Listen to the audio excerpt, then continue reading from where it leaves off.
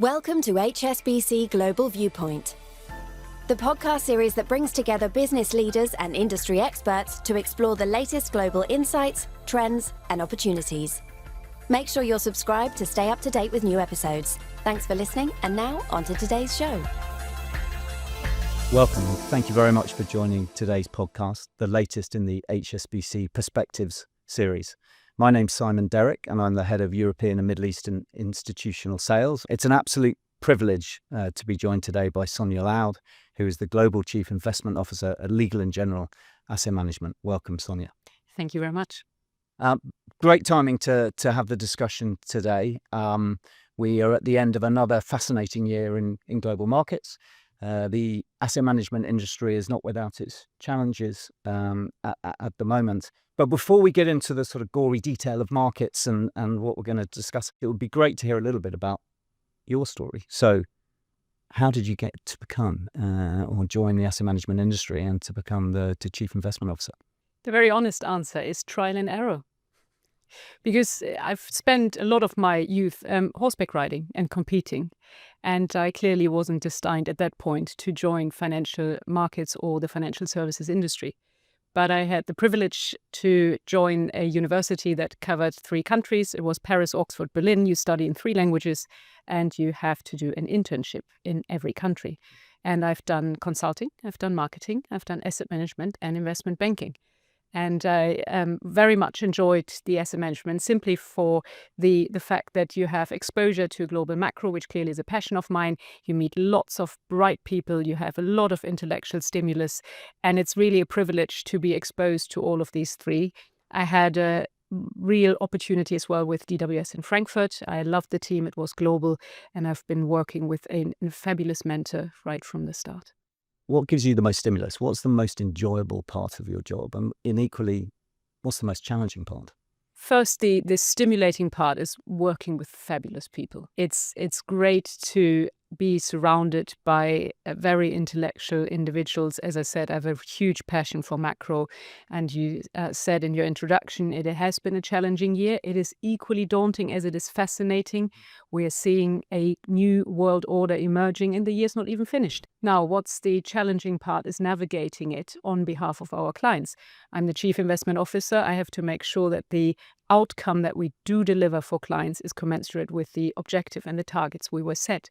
Now, you are looking at markets every day as I do, and it's been quite the roller coaster ride.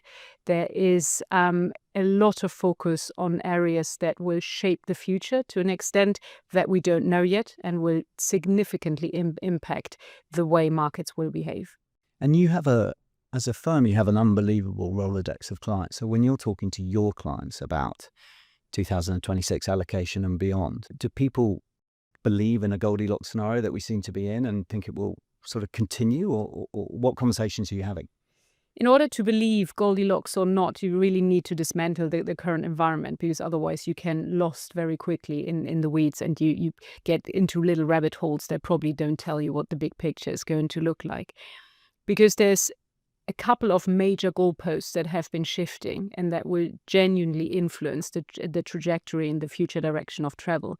Not only in 2026. So timing is a tricky one because a lot of these are very long-term in nature. To start with, a big one is geopolitics. If we're genuinely seeing a move away from the liberal world order that has emerged under the leadership of the US since World War II, but clearly since the fall of the Berlin Wall and the fall of the Soviet Union, you are now looking towards an environment where countries will focus more inwards, will focus on themselves, will look for protectionist measures, which means defense, energy security will all be topics that will be far more important. What does it mean? We have had a pretty synchronized global economic cycle. If countries now move away and no longer look at at multilateral relationships when partnership does not matter as much anymore, then you might well see greater fragmentation. And that's an opportunity and it is a threat. Interest rates, goalpost number 2. Yeah. You will know it. Incredibly important, not least because governments are the most interest rate sensitive in the economy. And that matters because we're, of course, having huge debates, not least in this country here, how debt sustainability and fiscal sustainability can be achieved, because we're looking at rising debt levels, fast rising, and we're looking at budget deficits, and you need an answer to it. And this is even before you come to aging populations, the real gaps in pension savings, and so on. Now, all of these have implications for markets, and it's all about understanding how these will influence equity and bond markets. And those in turn will be driven by growth, inflation, monetary policy. So we are trying to do it in turns, because as I said, if you try to solve for all of them in one go, you will never get to the right answer. Do you think next year at points we're going to go back to discussing long end yield levels, debt sustainability, etc.? My assumption is that it will flare up and that you potentially have tactical trade opportunities, but to start with, we should all be very clear what the long-term implications are. Let me use the US, based on the numbers of the Congressional Budget Office. If you look at this, the stats are very clear. We have currently expenses of 7 trillion, and we have income of 5 trillion. Gives you a gap of 2 trillion. We have debt levels that, based on the current trajectory, are expected to rise to 156% of GDP. That's from currently roughly 100. And that's by 2055. So that are debt levels that we have never seen before. And we all know what the bond market will say to this, because unless you have a clear and credible solution for your 2 trillion gap here, you know that your debt level only goes one way, because the 2 trillion needs to be financed. And then, of course, you can immediately come to the role of AI, because what is a big lever in your economic growth profile is productivity growth. Population growth in most of the developed world is pretty anemic. The other part of the economic growth function is productivity. So if you want to really change the fortune of your forward-looking trajectory, it's productivity growth. Expectations are very high that AI can deliver some of this at least. And you know, if you look at the US and the CBO projections, 156 is status quo. If productivity growth is 0.5% better than the baseline, the debt level drops to 113. If it is worse by 0.5%, you go over 200. So it's a big massive spread. Multiplier on that number. Yes, but then now you can understand how markets will react to it, i.e. going forward with the incoming data points, the market will judge where you're heading, because you've given the market an understanding what the worst and the best case scenario looks like. So there's clearly a lot of focus on the roughly 3 trillion in capex that just the hyperscaler have announced until 2028, and that hopefully will drive a lot of this innovation. But it's very important to understand, and I'm quoting Jeff Bezos here, who talked about a good bubble in AI, saying that the 3 trillion in capex, of course, will not all deliver in terms of the returns on that investment. It is impossible. And we are seeing, in order to get to the innovation, in order to get to that level of outcome, you need to have some destructive investment that will lead to better innovation on the back of this. So what he's saying, markets will not like it, that the capex will not deliver in terms of returns. The real world will like it because it will potentially lead to a better outcome. US recession ? In the sense that clearly the numbers are softer, and clearly, and you've already said it, there is such a massive concentration in AI investment as a percentage of GDP this year. So what do you think the forecast for US growth is? So the US starting point clearly is better. I think it's currently the projection is between 1.82%, which is ahead of where Europe is. We know it. And that does matter if you come to the question around AI and productivity growth, because the US has always been the more dynamic economic backdrop, and as such, their starting point is better. Now, again, there's the long-term versus the immediate short-term. There has been a lot of attention on the labor market and the more recent softness. There has been equally a lot of attention that consumer spending still seems to be holding up quite well. You have had the impact, of course, from Donald Trump's immigration policy. We have seen, border crossings literally come to a halt and a standstill. That has an impact on how the labor market has rebalanced. So there's a lot of moving parts. So again, this is really the short term. I would not spend too much time and really consider of course, the longer-term trajectory. This is not me saying that there's no risk of a more significant sell-off, right? No. We're at Totally. levels where Yeah. we are very much prone to see a more vulnerable market environment simply because of where we are, and of course the assumptions that are underpinning so far the market levels. Is this Europe's big moment? Do you think that there is the political flexibility, willingness to use the German announcements earlier in the year as a prompt for a very optimistic 5 or 10 years ahead? I very much hope so. And I am German, so I'm a bit biased, but I see it from the perspective that we started with geopolitics. And if we assume that we are moving towards a more fragmented global world order, then this idea of allyship and the idea of size will be important and will be different. And the reason why I'm saying this is because we all know how dependent Europe has been on the US for defense, on gas and energy, on Russia, and even for cheap labor, we have outsourced to Eastern Europe first and then to some extent to Asia.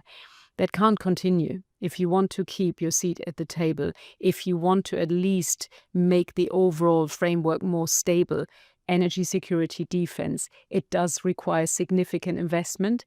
And naturally, if you think about it, you don't need 27 different defense budgets, and you don't clearly need 27 different defense procurement programs, because size matters. So you would be able clearly to position yourself in a very different context if you were to act together. The same is true for the domestic market. The Eurozone overall is a very interesting consumer market that clearly a lot of global companies are very interested in selling to. Again, I don't think it's ever been portrayed sufficiently as one market. And then I don't have to tell you that Capital Markets Union and the reform of these would be huge in order to drive capital market depth and the level of liquidity that it would provide. So, long-winded way of saying that Germany needs to demonstrate that the fiscal headroom they have and the very low debt levels they start off from, it will be used wisely.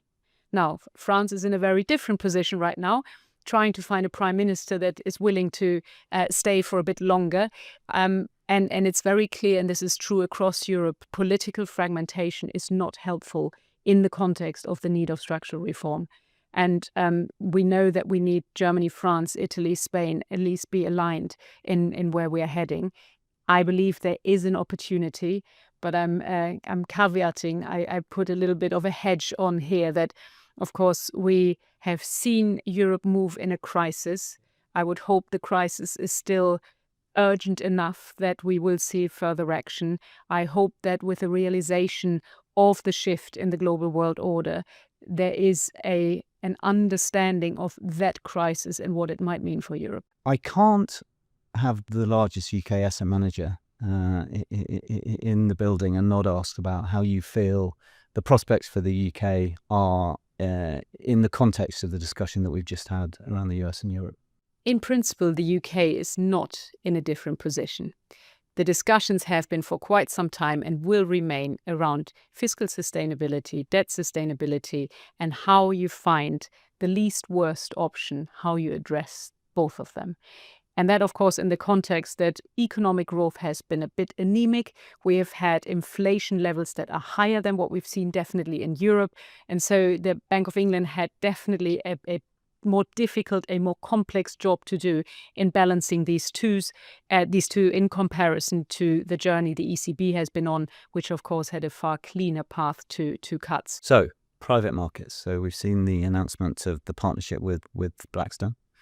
Congratulations. It would be great to get your thoughts, I guess, on that, but also more broadly on, themes that you're seeing again from your end clients and your plans within Legal & General. Absolutely. Private markets are now a key allocation in large institutional investors' portfolios or institutional clients in general. And this is mainly linked to the understanding and the need of liquidity and liquidity requirements, because that's absolutely paramount before you engage in private markets.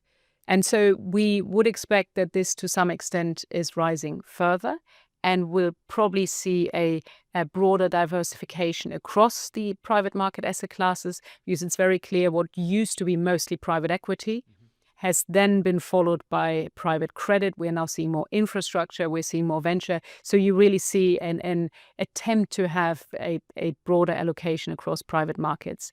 The diversification benefits are well understood, right? It does give you a level of diversification that will allow you to smooth out the market movements, clearly against public markets, where, of course, we know any bad news is imminently reflected in the price.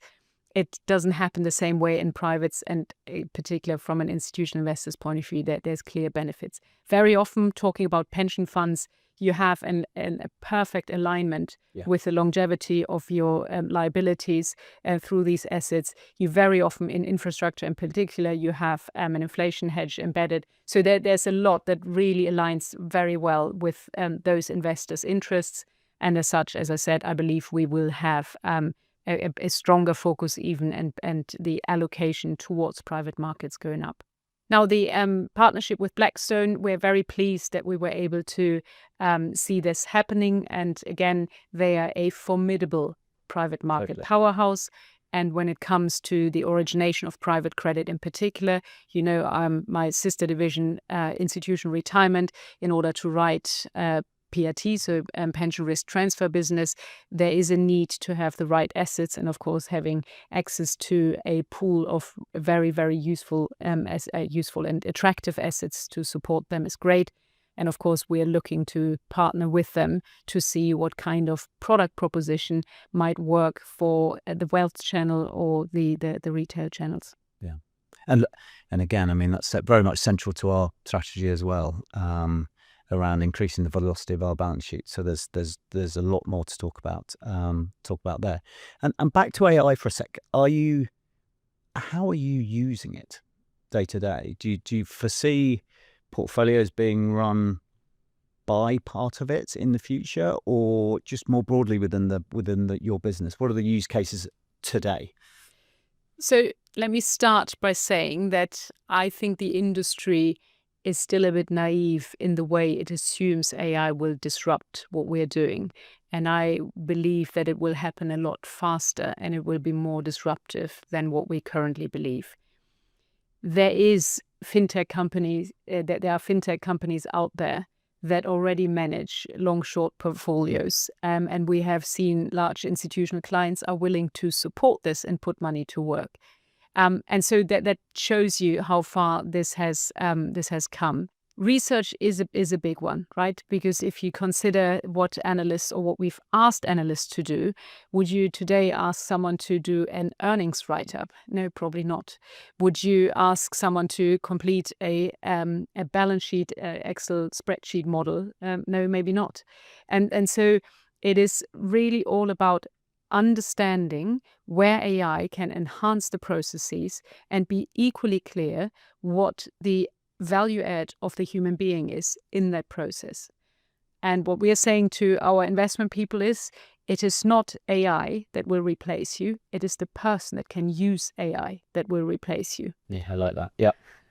We're looking at proof of concepts across research and stewardship. We're looking at within the index framework. So there's a lot of areas ongoing, or within, of course, the principles of LNG Group, because we want to make sure that we are really creating synergies and that we don't have too many individual opportunities and ideas that potentially can't be scaled. Very often they can be, so you need to make sure that ideas are shared across the board. There are lots of parallels there. That's very much our own thinking. Is you can arm everyone, but it's much better to pick some really meaningful projects that can make a difference, and then just that will gain momentum. Yeah. Because Copilot is good, but that's not what will deliver the level of productivity gains that you will need. But what we've said as well across the investment floor, everyone has an AI objective.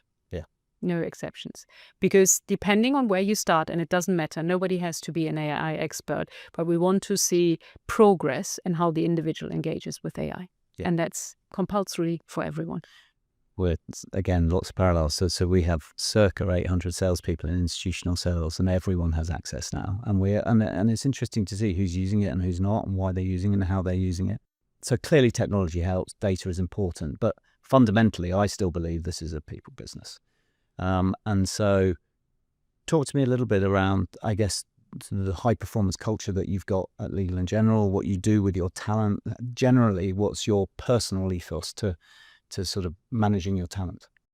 It's very important. It will remain a people business. This will not change. This is why the war for talent will go up. Because with everything we've just said, you need the right skills, and you need people that really understand where their value add is coming from. And I think it's fair to say that we will not have all the right skills already in the right places, and that this will be a change. And let's face it, in a cost-constrained environment, you don't have the luxury anymore to just add additional headcount. You have to be very clear that all your people, coming back to the high-performance culture, are delivering against the objectives you have for them.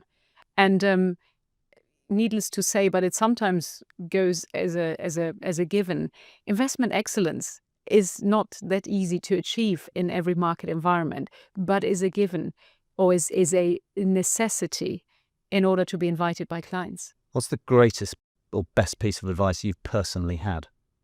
To be authentic. Yeah. This is particular now, I'm speaking as a woman in an industry that is still moving at a glacial pace when it comes to female representation.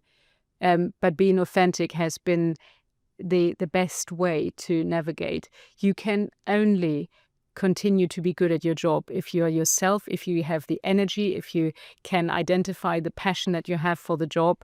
And in that context, I believe that's still the best way forward. I'm smiling only because I was asked that question about 6 weeks ago, and that's exactly the same answer that I gave. So total coincidence. But I do find, that there's a lot of events where, particular young women in the industry ask for that advice, particularly from a more senior woman. Mm-hmm. And there it is more, you have to really make sure they understand that it is all about them, and it's about self-reflection as well. It's good to be ambitious, but understanding whether that environment really is for me, whether I can really strive and can be authentic, is something that really I cannot repeat often enough, because that is the key to my mind to success as well. Yeah. Because it is that self-reflection that allows you to understand where you want to head, and what else is required to get you there. Sonja, it's been an absolute pleasure. We could go on all day, but thank you for creating time in your schedule. We don't take it for granted, and great to talk to you today. Thank you. Likewise. Thank you very much for having me. Pleasure. Thank you for joining us at HSBC Global Viewpoint. We hope you enjoyed the discussion. Make sure you're subscribed to stay up to date with new episodes.